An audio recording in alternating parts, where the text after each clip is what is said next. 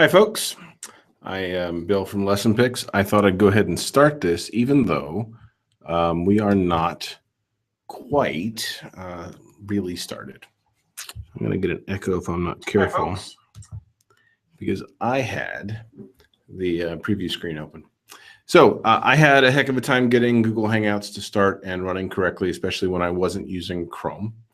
And since I have no other attendees, I am going to assume that either you're all busy on a Sunday, which is fine, or you're having trouble attending when you're not using Chrome. So you might try visiting the event page with Chrome. Either way, you should be able to type, if you're seeing this, you should be able to type in the chat window. Ask me any questions you need about getting started. I have the stuff I wanted to talk about here and ready. Hopefully you guys can hear me. But Jonathan and Lorento, I forget I don't know how you pronounce your name, and possibly Christine. I know that you guys are all people I would like input from on this before I start writing the guide. So if you've got the time, I'd be happy to help you figure out how to get online.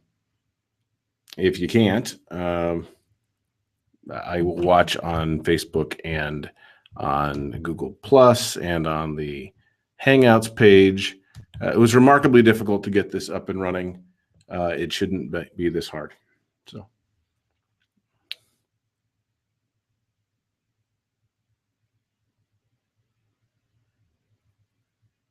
I suppose I should also give you guys some slack. It is only 7:01, but whatever.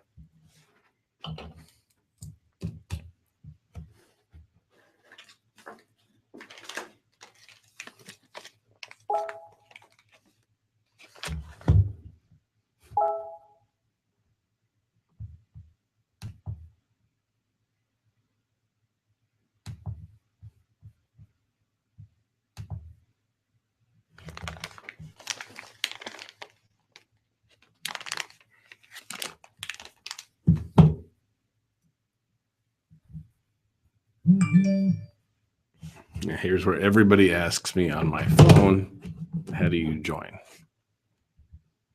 It's a little late for that. You visit the page and hit start or join, depending on what is on your screen. I can invite you, if you'd like, directly on Google Plus, if you have a Google account. If you let me know on Facebook, I will be happy to send you a direct invite, but I do not have your Google Plus names. Lasco, I could try that. Let's see. All right. So here is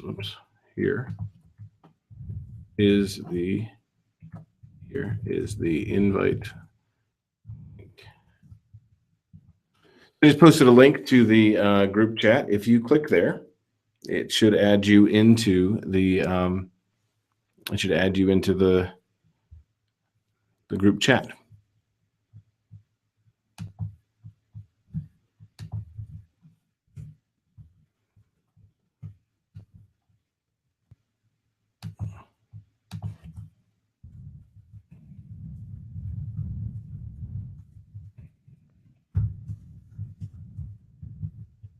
Looking forward to seeing you all. All right, I'm going to step away for about 2 seconds and be right back.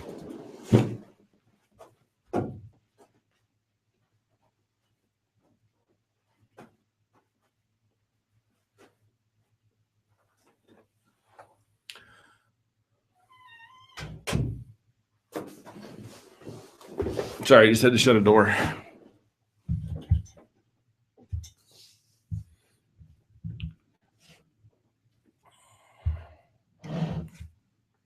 I'm going to switch cameras, although I don't think anybody's watching. It is being recorded, so I should probably actually accomplish something with this rather than just sharing it as is.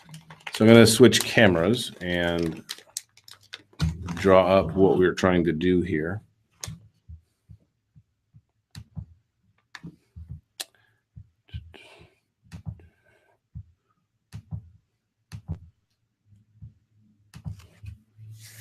All right, so our goal here was to, and this is going to look funky for me, but I think you'll all be seeing this correctly. The goal here was we have a, oh, hi Christine, how are you?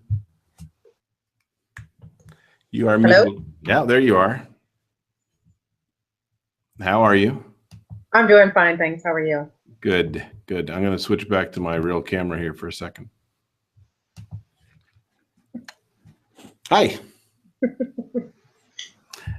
So I have a feeling a bunch of people had trouble getting onto the Google Chrome. I know my daughter did, and she's reasonably technical. So is Kylie there? Yeah, it's my first time at the Hangout. She is not in the room with me, but she is here. Okay. All right. Well, if she comes in, tell her I said hello. I don't know whether we're going to be doing ideas this year. I was planning on it, and then I found out it's on my birthday. And I think we're actually having a party on my birthday, and so I may not be attending. You should have a party at St. Simon's. It's beautiful there. It is, but my friends aren't there. Oh, well, that's true.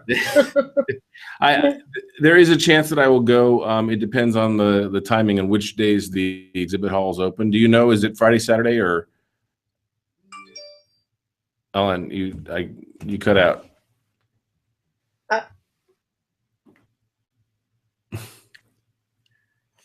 You are cutting out regularly. Yeah, I can see you. 3 is 3 FR. I forget. 3 Thursday. All right. So we're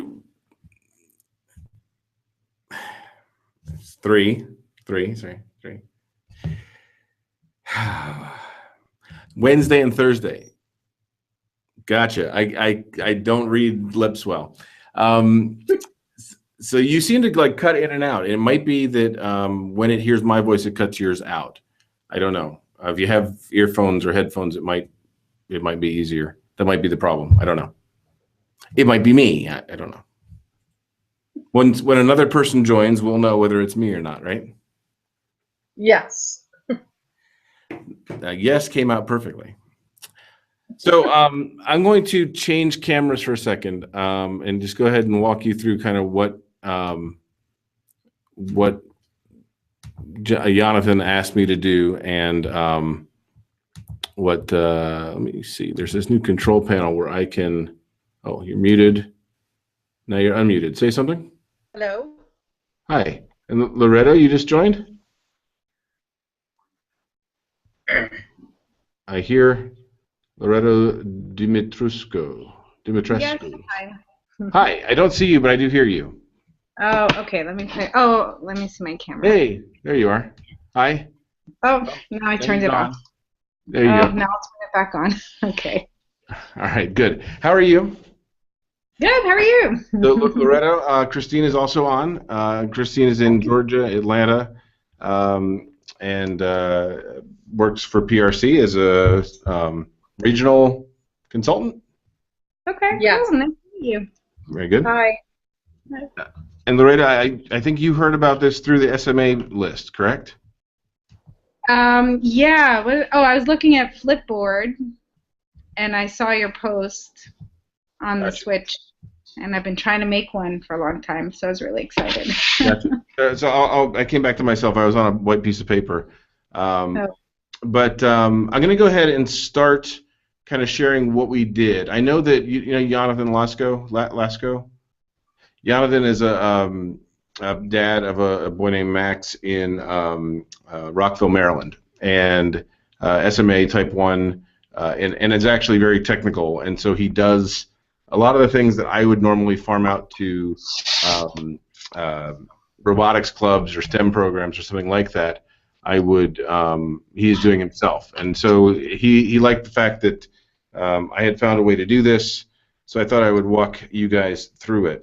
I am going to go back and forth on the cameras, so I'll say hi on this one, and then I'm going to switch to an overhead Um, and hopefully the mic should not change, so you should still be able to hear me. So. Okay. Oh, is it going to be recorded, or should I take? It is. It's on YouTube. It's already being broadcast, and then it'll be up there later for re-recording afterwards. Awesome. Okay. So this is my first hangout that I've hosted. I've participated in some, but I've never hosted any. So, yeah, well, it is something that looks very useful. Yes. When it works. Yeah. By the way, is that bee facing the right way for you guys? It's too high. Okay, but is it facing the right way? Now. Yes. So when I look at it, it looks backwards. That's why I'm asking. Okay. So I will try and stay towards the center. So the idea here is that we've got a switch, right? It has an output which is essentially an aux mono cord.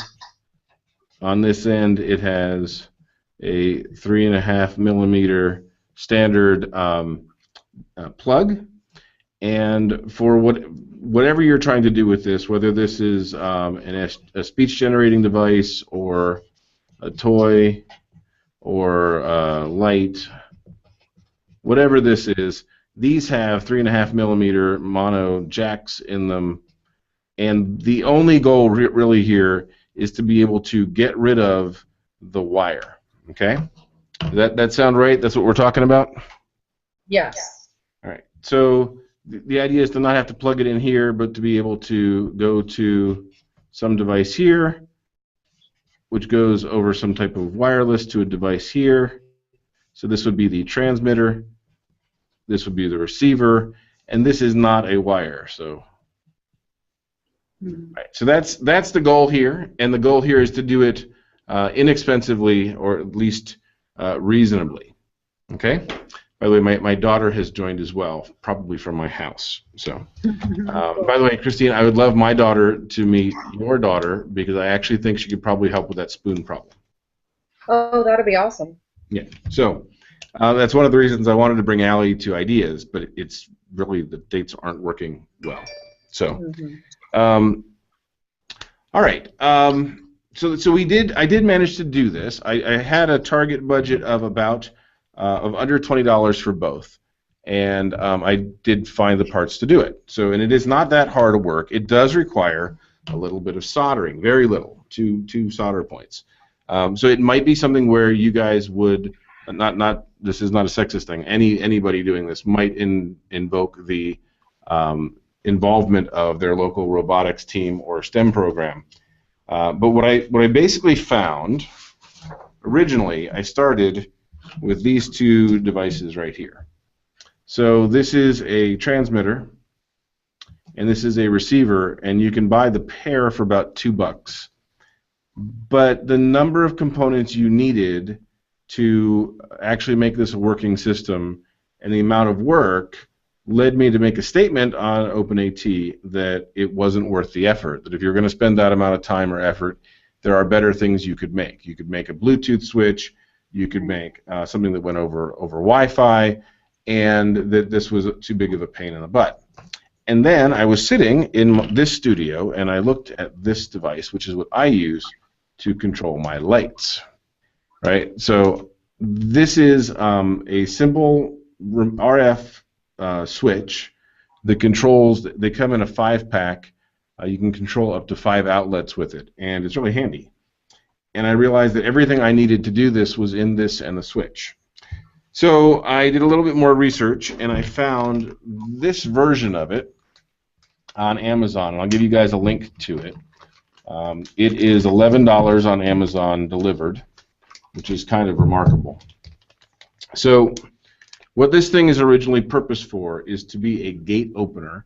You can think of it as a garage door opener for a gate, like at a farm or something. Can you guys see this well enough? There's not quite enough light, is there? No, it's good. All right, so let me just real quickly zoom down here.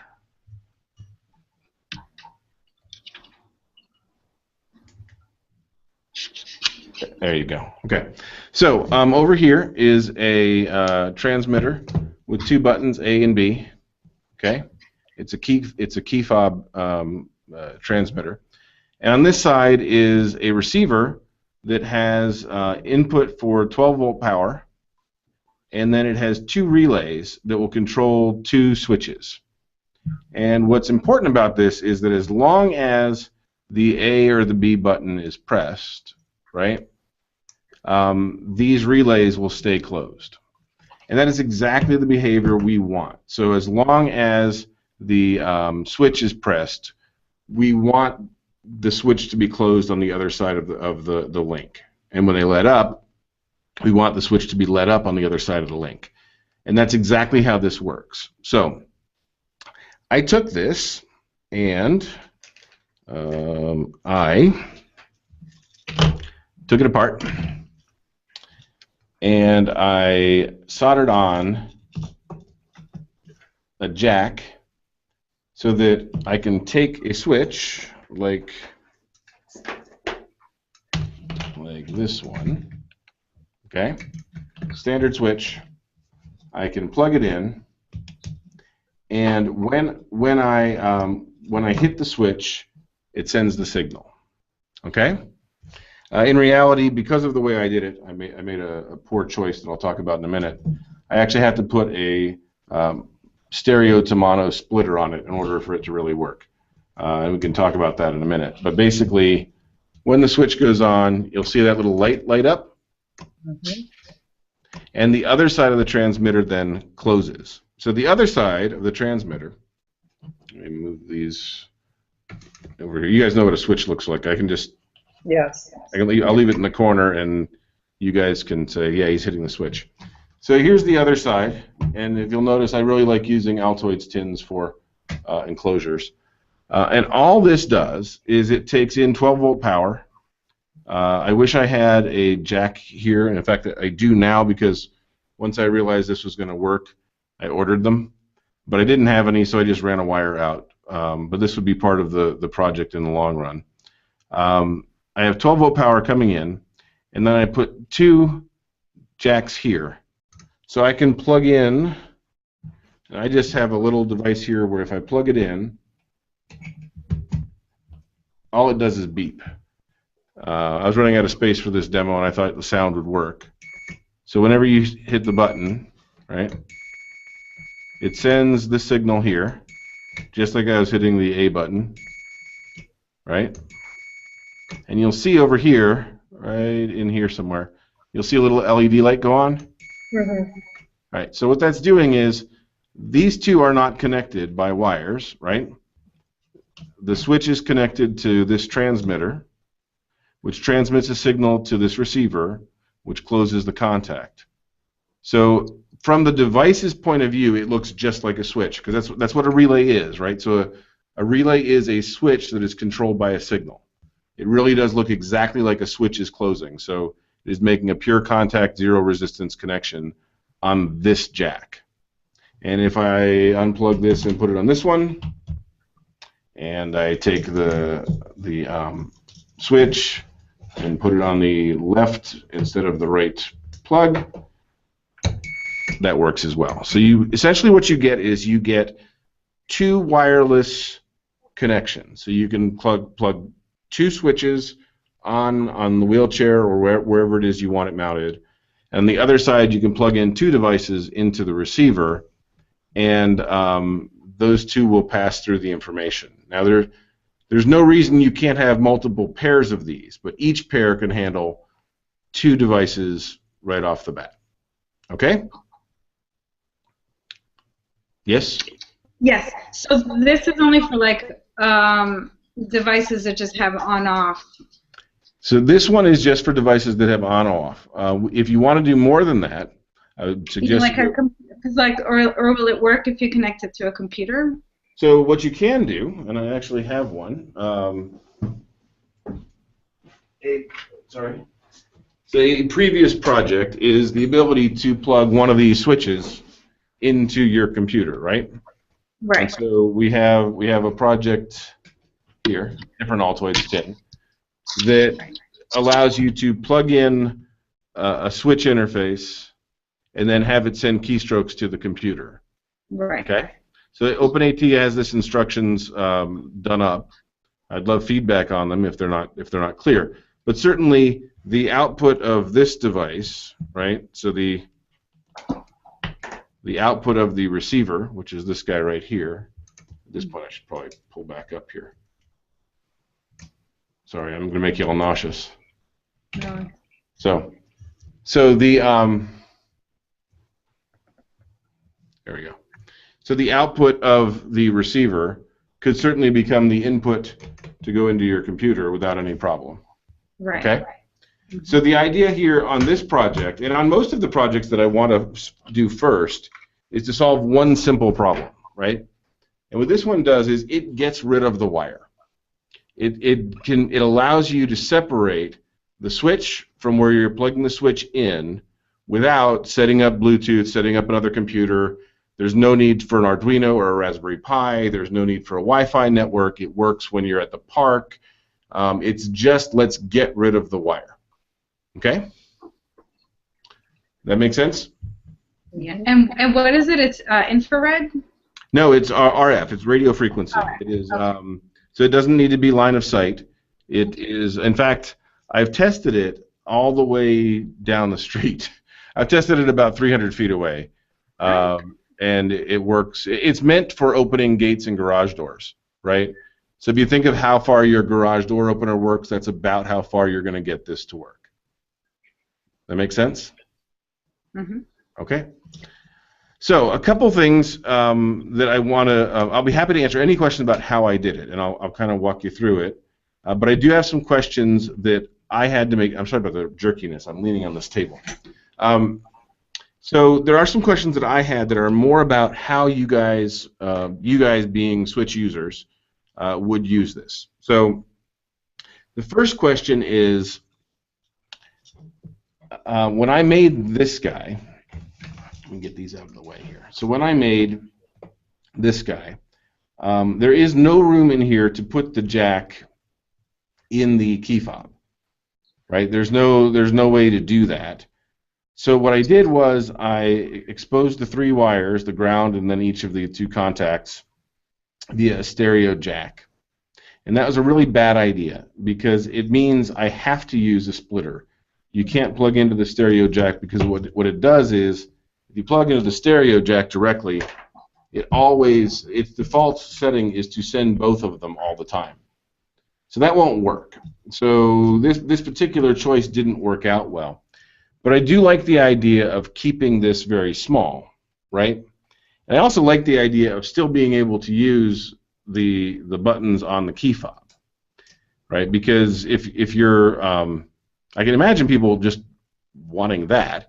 But also, if for any reason the switch dies or something else, or it may be that your user actually does have this amount of functionality. So I didn't want to kill that. But I also didn't want to. So I guess one of the questions here is, I have the option to take this out, take the board out, and put it into something like an Altoids tin. Is that better? Or is it better to try and keep it as close to this form factor as I can? Christine. Oh, Christine, yeah. First, I'll come back to you and Laredo in a second. I kind of like it in the fob. Yeah. So if that's the case, I think my solution here would be to actually have two of these hanging out. Probably hanging the other direction, and maybe using something like, do you guys know about Instamorph? No. This stuff? No. This stuff's magic. You guys need to know about this. As AT people, you need to know about this. So, Loretta, you do know about this. And not this particular, I know that in general, I didn't know about that one in particular. Yeah, so what this does is you put it in hot water, about 180 degrees, and you let it form up into like a soft, silly putty type texture, and it's clear. You can add a dye to it if you want to, and then when you pull it out, you can pretty much mold it like silly putty, and then over the course of about a half an hour, as it cools, it turns as hard as this plastic. Oh. So it's something where I could make a case that held these facing backwards, right? So essentially these, I don't want to break it. I really don't want to break it. But they would go back this way, and then I could wrap them in Instamorph. Or I could have them hanging out just like this and just have a second one here. I do want to have two of them set up in mono mode, not set up in stereo mode, because there's no point to making them carry around, a splitter, right? Yeah. So, Loretta, what do you think? Is it better off putting it in an enclosure, or is it better off having them hang out in a key fob? I think it's just a matter of durability, and like what will stay. What will survive, right? Like tugging and snagging in things, and I think with the Instamorph case, I think it's pretty likely to endure. They really are. They are about as solid as the ABS that comes on these things. Hanging out like this, I can see this getting wet and being ruined. Getting wet might be a problem overall, but or like getting pulled. Getting pulled, right?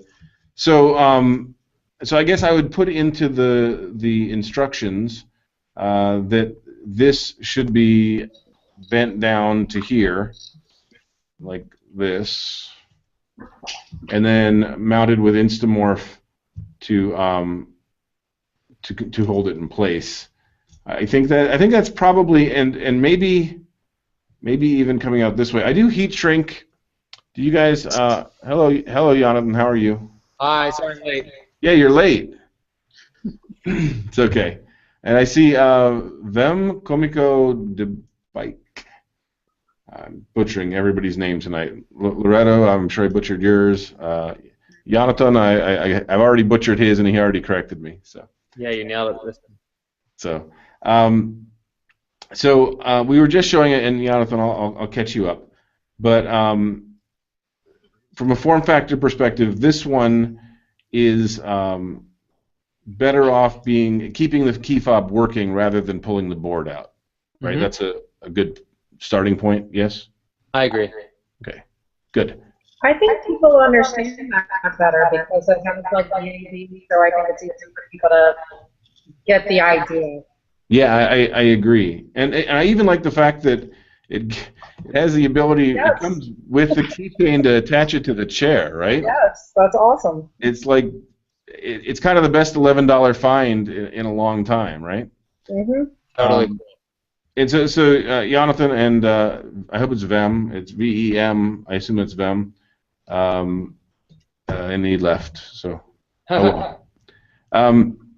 Just to catch you up a little bit, this is the device. I already showed it mounted, but what you get in the package is you get a key fob like this with the AB switch on it. This one's blue for some reason. The last one was silver. Actually, this might have I think that actually has like a little plastic thing that'll come off. And then it's got, so this is the transmitter. This is the receiver. All that I did was I mounted the receiver in an Altoids box, gave it power, and I added two 3.5 millimeter jacks to the relays. Mm-hmm. And then I drilled open a hole in the back of the key fob and soldered on to these switch points the contacts that go to this stereo plug. And we just talked about before you joined us the fact that I really would recommend actually splicing out two mono plugs instead of one stereo plug, because otherwise they have to carry around with them one of these, and it's pointless. So you might as well just have the second one hanging out here, and then there's one less thing for you to have to worry about, right? Mm-hmm. So the whole kit, just let's talk about price for a second. These together are $11. I'm not counting the cost of an Altoids tin because you get the Altoids for free. You do need a 12 volt power supply. Now, you can use batteries for this, but I don't recommend it. I recommend that the receiver be plugged in to something. It can be plugged into your car. It can be plugged into the wall. But this guy only uses power when he's transmitting. and he can sit there for a year and a half and he won't use the battery at all. This guy uses about 2 amps, 12 volts. I'm talking about 10 amps, 10 milliamps at 12 volts. So even a set of AA batteries would probably last about a month. So even when it's not receiving, it uses energy. So it's going to eat through batteries. Now, it would be nice to be able to make it portable when you want to, which is why I think that I did. If you look, I have this actually has the ability to plug into anything. You could plug it into a battery pack, you could plug it into your car, or you could plug it into the wall. I would make that a little simpler. If I had this, I would have used it in the first place. It's a barrel jack that goes right on the would mount right into the side of your enclosure. But I didn't have any of these when I made the project.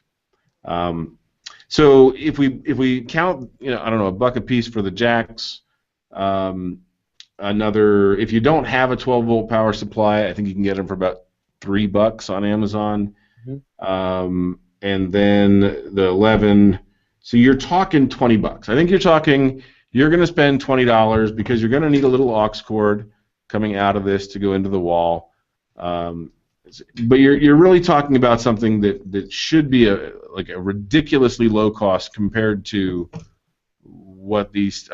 Does anybody know if these exist right now? Yeah, my experience was that to get wireless switch, like a switch receiver transmitter set up, there was one that came with motion sensing switches on it, and it was like $200. Okay. Like from your Adaptive Tech Solutions or what these kind of websites. Sure. So I am. We lost Loretto. Well, I don't know if she's gone forever or if she had to bail for a minute.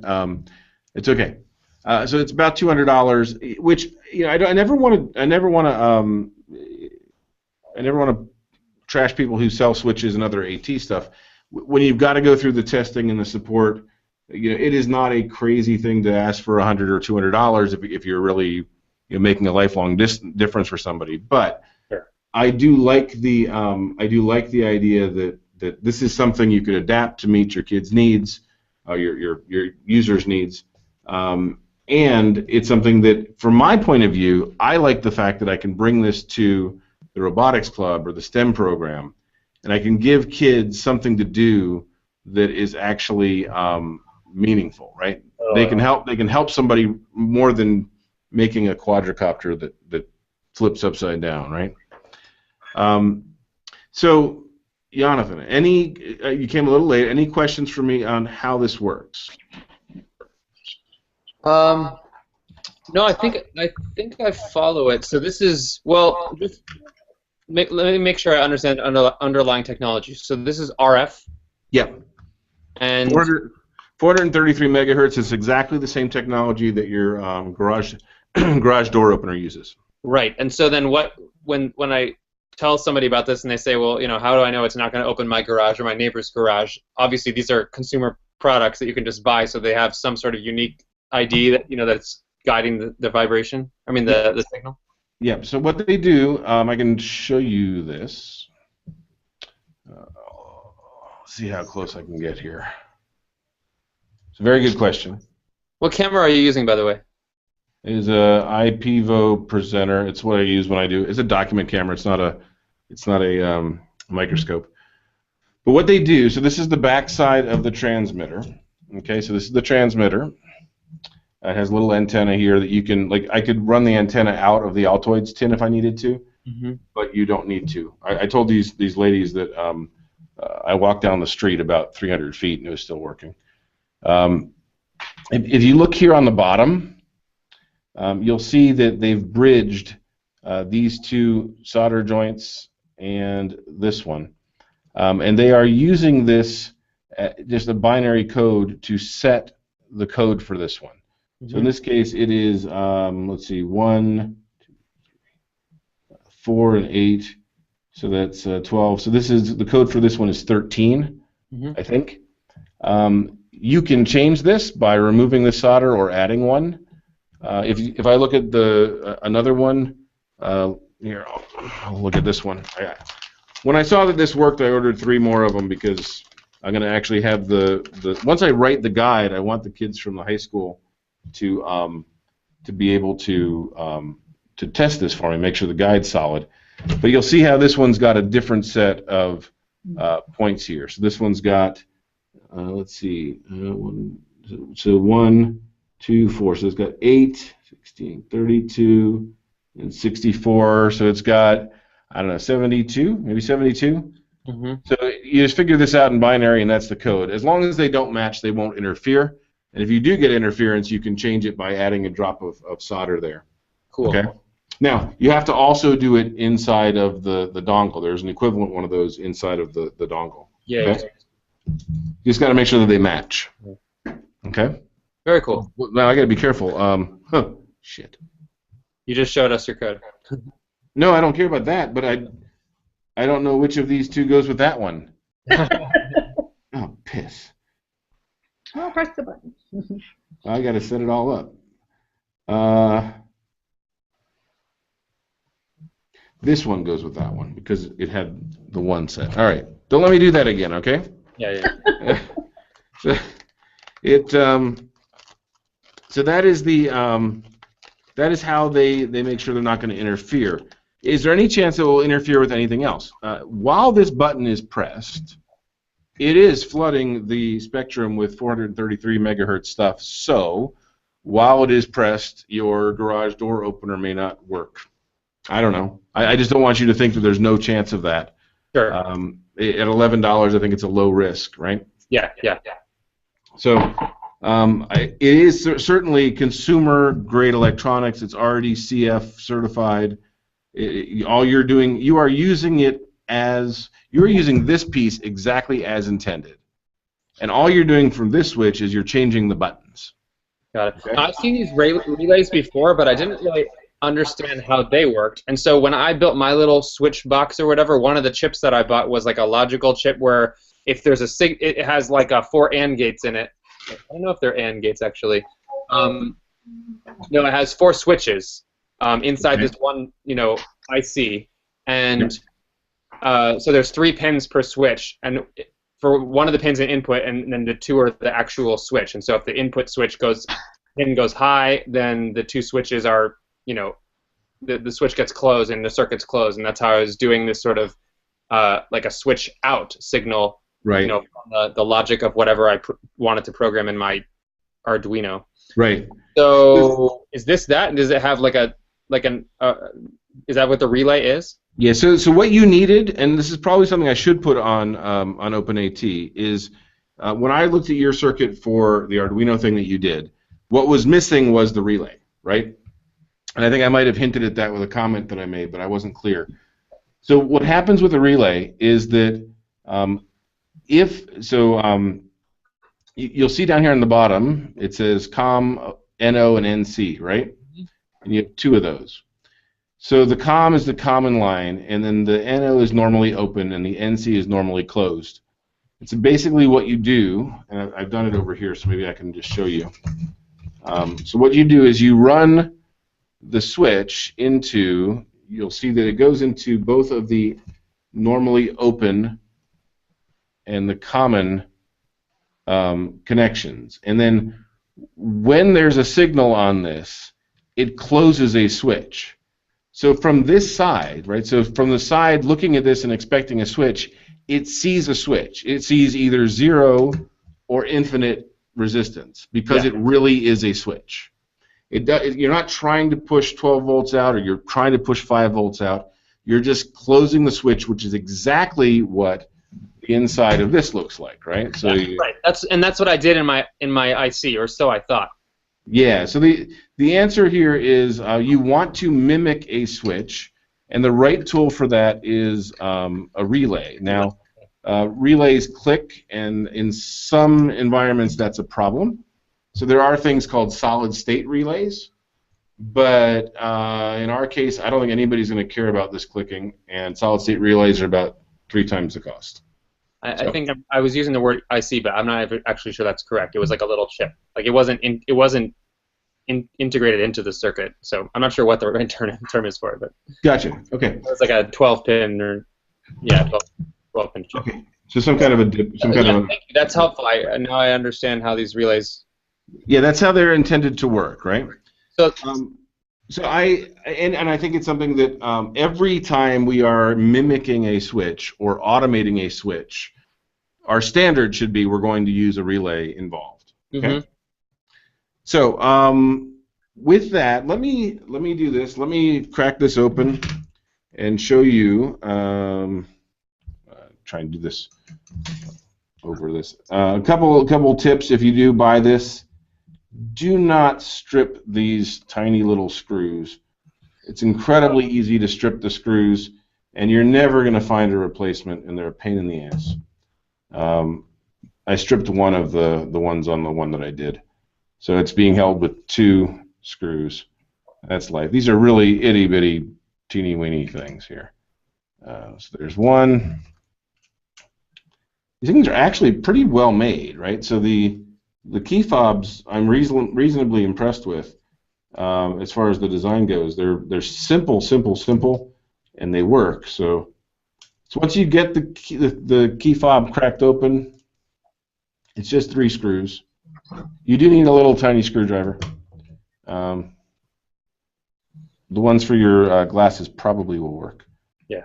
So once you get that open, the back comes off. In theory, there you go. So this is the cover.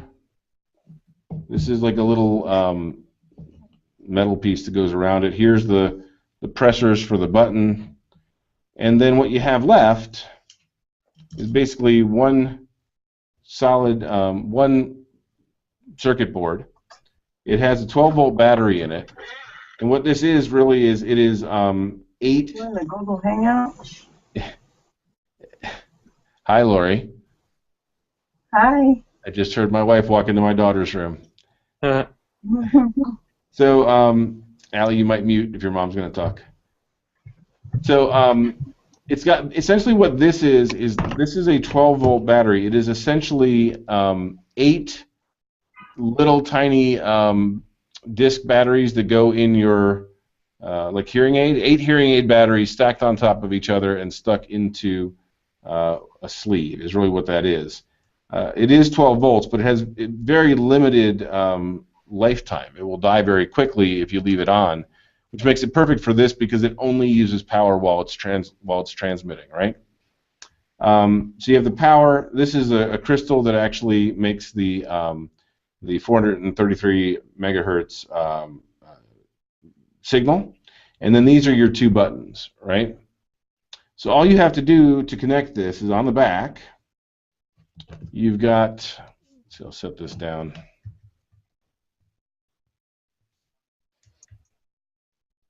All right, you got 1, 2, 3, 4 contacts. These 2 go to one button, these 2 go to the other. So all you do is you solder on a wire here, and you run it out to a jack. You solder on a wire here and here, you run it out to a jack, and you're done. The hardest thing about this, honestly, was getting the stupid thing to make it through that hole. You'll see that I had some false starts on having the wire go out the end. I had to have the wire go out the back. But that's the hardest thing about this project, is to get the wires to come out cleanly, make the elbow you want, and not break. the black stuff that you wrap around the wires, what is that called? Heat shrink tubing. So you put it on, and then you hold a lighter up to it, and it shrinks around it. That's a real standard for. It's a standard for electronics. It's basically a much better version of electrical tape.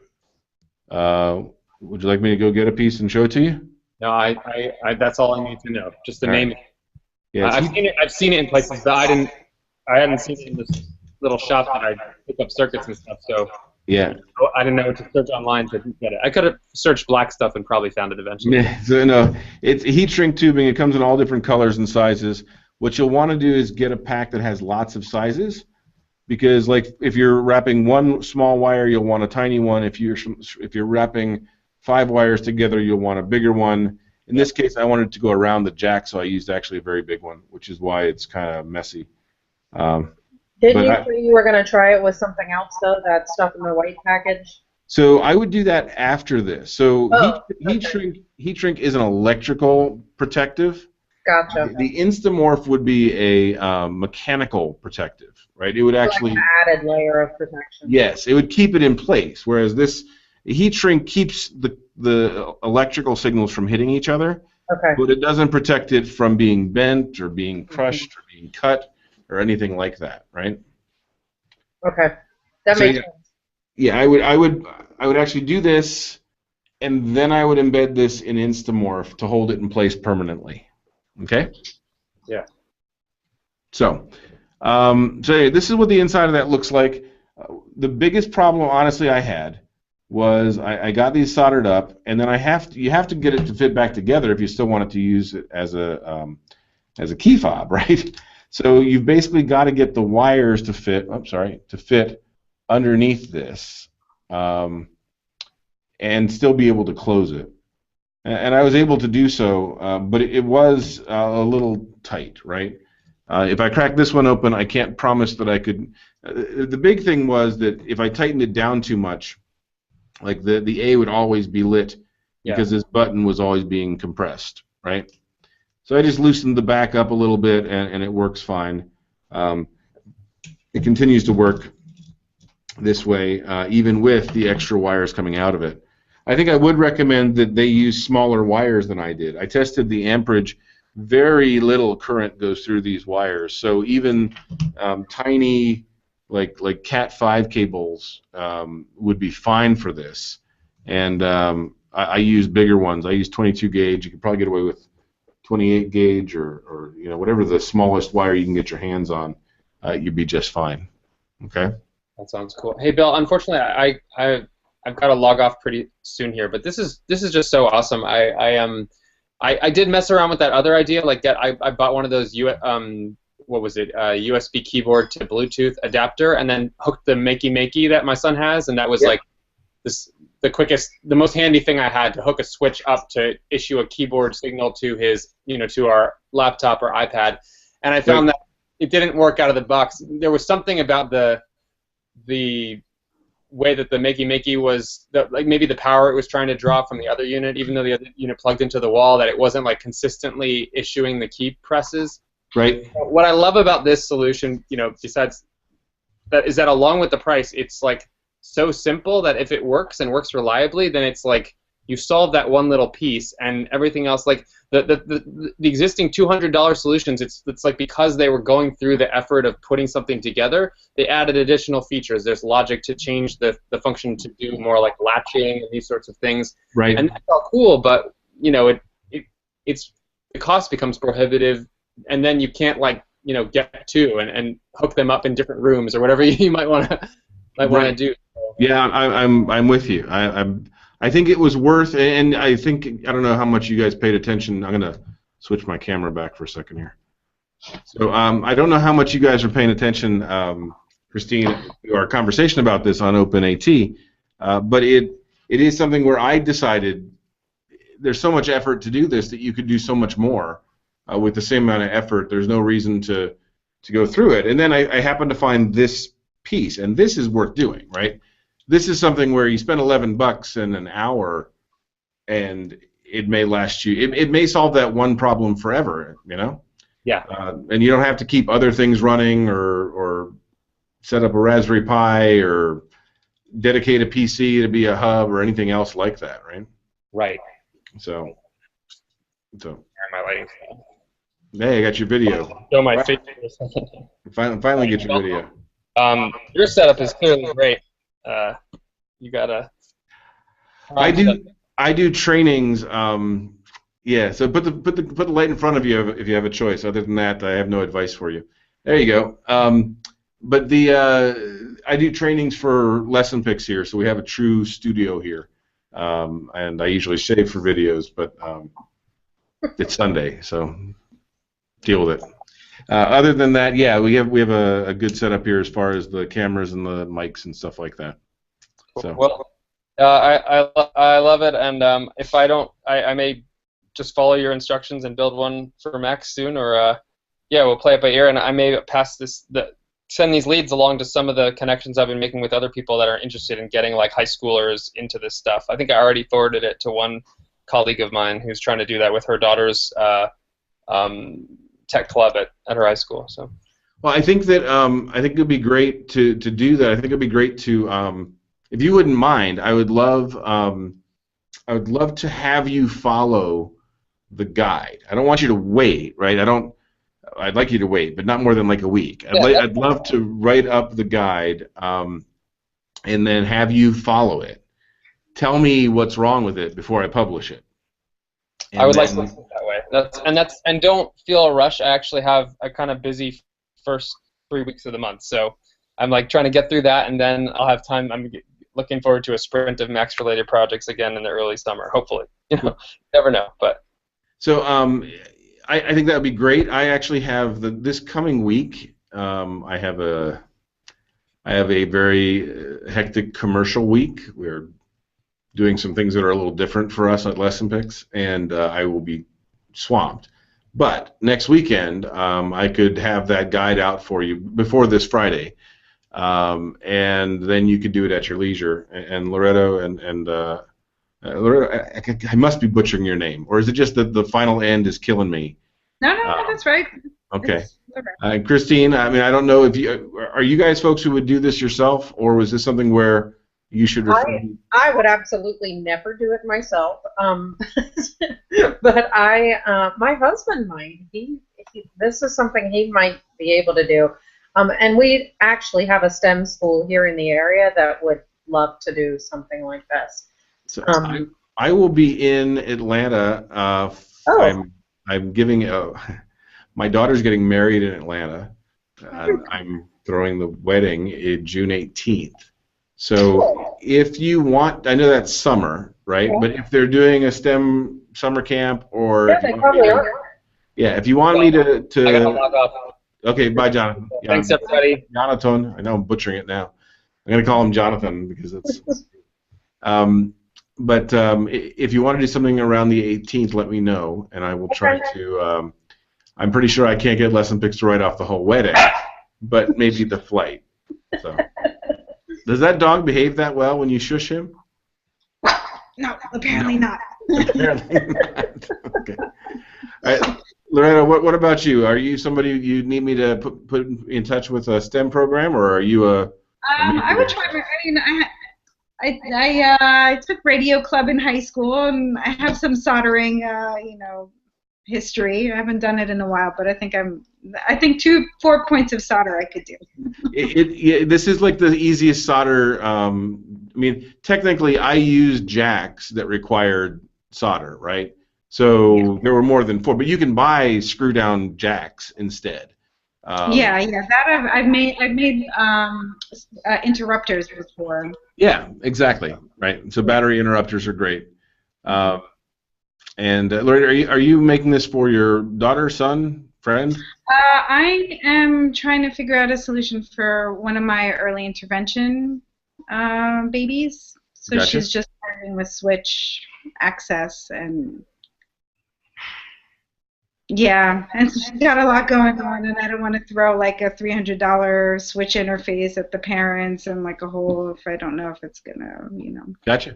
So you might enjoy the one that sends the keystrokes. So that's at openat.org. You can read that one. I wrote it up, and it's ready. I think the thing that I'm finding is she needs like because I've been doing the makey with her, and I made her like a board, and but like the whole switch delay thing, she needs like either a latch or a key repeat rate delay, and. So she's holding it down, and you're getting multiple keystrokes? Yeah, and even, like on the Mac, it still doesn't, there is still eventually a delay. And like a PC now, I'm on Windows 10, and there isn't even like a delay at all. Right. You can't turn off the repeat. So on the setup that we have on there's actually, we run it into a little Arduino compatible.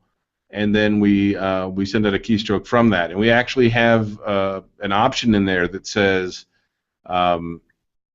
if we haven't seen the button go up only send it once, right? Yeah, that's so what I mean. we send it on down. We don't wait for the up to send the keystroke.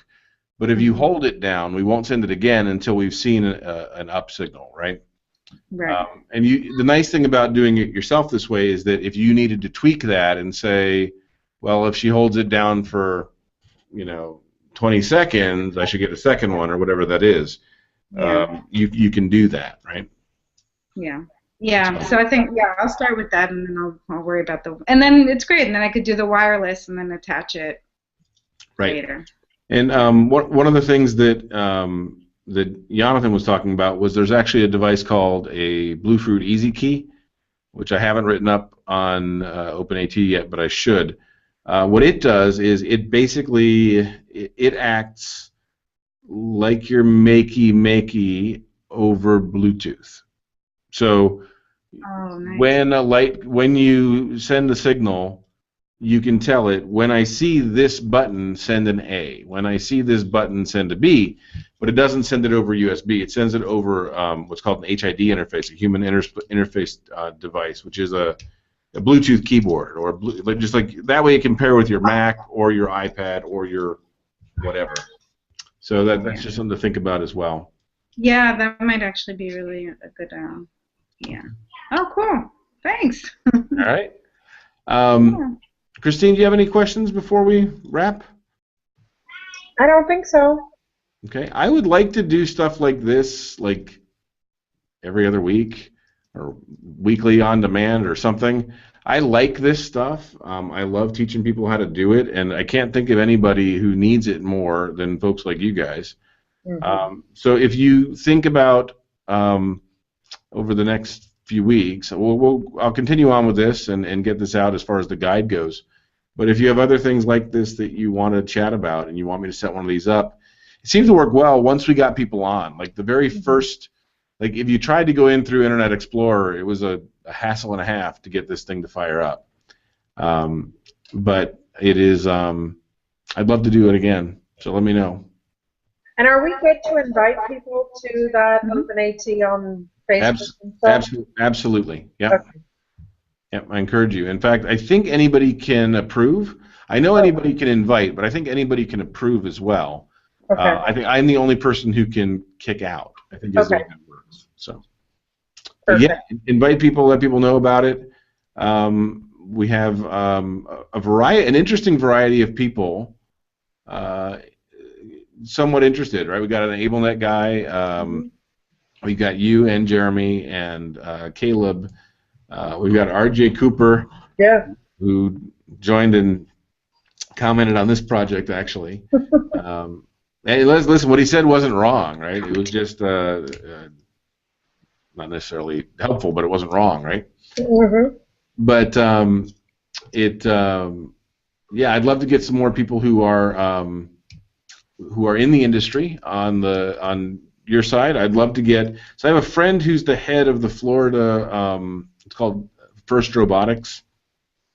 And I don't know if he's the head of the Tampa branch or the statewide thing, but he's a muckety-muck on the high school robotics thing in Florida. And I have been trying to get him to join me and come over here and get some kids involved in this. In the meantime, I've been working with my daughter's high school, and those kids are brilliant and interested. So I will have some helpers here. But I think that's just a great source of resources for AT people that is completely untapped, right? You've got makers who do nothing but solder and electronics and robotics, and if you brought this project to them, they would almost giggle and say, "Yeah, I can do that in half an hour." And if you brought them the parts, they'd make it better, right? They'd have a better way to do the enclosure, or at the very least, they'd be doing something important, which is nice, right? So, anyway, I hope I do see you at Ideas. I don't know if I will. I will see you at Gate, certainly. I just the stars are not aligned for this show. Well, I hope you have a great birthday. Anyway. Oh, happy birthday! Yeah, it's June 8th is the Ideas Conference in Georgia, and it's one of the ones where By the way, did you ever see that video I made with talking about your daughter? No, I didn't. Well, I'll make sure Jane shares it with you. Yeah, I'll have to ask her. So, My daughter's birthday is June 8th. Did you know that? no, I did not know that. That's awesome. Yeah. So she Gemini. celebrated St. Simon. Well, you're right. We should do that. Maybe I will. Maybe I will go and tell them they can have their party without me. I'm not the party. I'm pretty sure the party is much more about the end of the school year than it is my birthday. So. Those are always great parties, though. Yeah. The teachers are very happy with the end of the school year. Yes. So, all right, Loretta, it was great meeting you. I don't know Right. where are you located? I am in Brooklyn, New York. Oh, okay. Well, I don't know the next time. I'll be up in Philly for Asha, but I don't know the next time I'll be in New York proper. But if you go to a conference and you think we might be there, go ahead and ask. If Lesson Picks is there, I'll be there. Okay. Okay, cool. All right, guys. I appreciate it. Thanks for your time. And give me any feedback. If you think about something later, go ahead and ask. All right. Thanks, Bill. All right. Bye, guys. Thanks so much.